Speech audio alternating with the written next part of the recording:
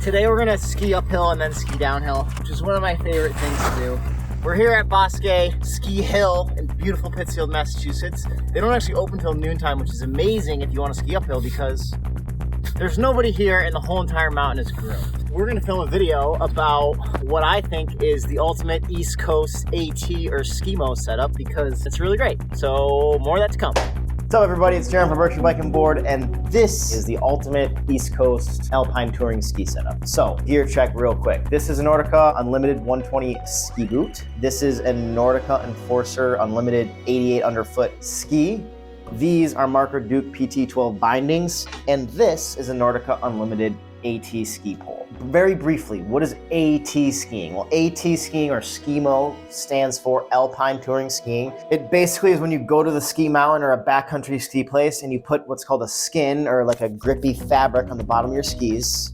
And you walk up and then you rip the fabric off at the top, you turn around and you ski down. It is a great way to get exercise in the winter. It's a great crossover from bike riding, riding in the summer, AT skiing in the wintertime.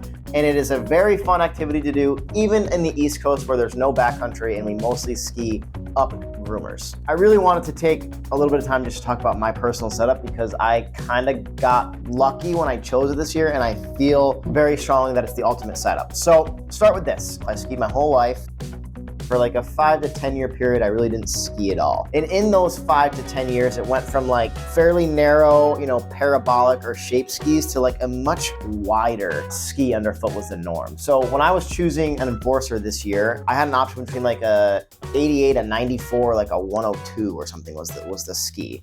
And so I looked at a few different options, and because I have been out of the ski game for so long, I'm like, 88 feels huge. Like, I'm just gonna get the 88, it's the smallest one. I'm glad I did that for a few reasons. One, I can go from edge to edge really easy. When carving, it's easy to kind of throw it from one side to the other. We're not really skiing a lot of true powder here on the East Coast, so it really rips a groomer quite well. The other thing that's great about the 88 underfoot ski is that it's light. Now, this particular ski, the Enforcer Unlimited, which I do not believe Nordica is gonna make this coming season, is specifically made for touring. Now, what did they do differently with this ski versus the traditional Nordica Enforcer that we're all used to is that this ski has no metal in the ski. So normally there's titanium like runners or stringers that run through the length of the ski. This is all carbon fiber in the ski, which loses like 500 or so grams per ski. You gain uphill speed or lighter weight with that setup, but it also is a little bit of a flexier, kind of floppier, more chattery ski on the downhill. Because I'm not going super aggressive with my skiing, it's totally fine for me, and I'd prefer the weight savings over the rigidity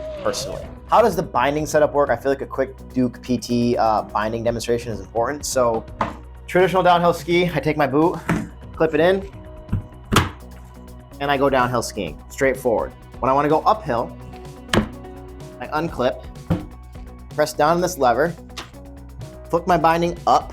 If I wanna leave this toe piece on, I can just clip it down. If I wanna take it off, I pull up on these tabs here. This can go in my backpack. First thing I do is I flip this brake up. That will unlock my brake so that when I'm going uphill, the brake doesn't come down. I'll take the front part here. I clip that in. I lock it in place like that. And then I lock the back part of my heel in. That holds the brake up. So now my heel is completely free to move. If I'm going up steeper terrain, I can flip that brake up even more. And now when I'm going up a steep hill, my baseline is still kind of flat on my leg, which is really nice. Get to the top, rip your skins off, throw them in your pack. Important to not get your skins in the dirt. I just stick them together at the top of the mountain, then when I get down back to my car at the end of the day, I put the plastic piece in there and makes all the haters on the internet happy. Grab your toe piece out of your pack. Super important to flip this back down, all the stuff on your brake back down. That basically unlocks your brake to work as normal. On the front here, that comes out, boot comes out very easily. Take my toe piece, lock that back in place,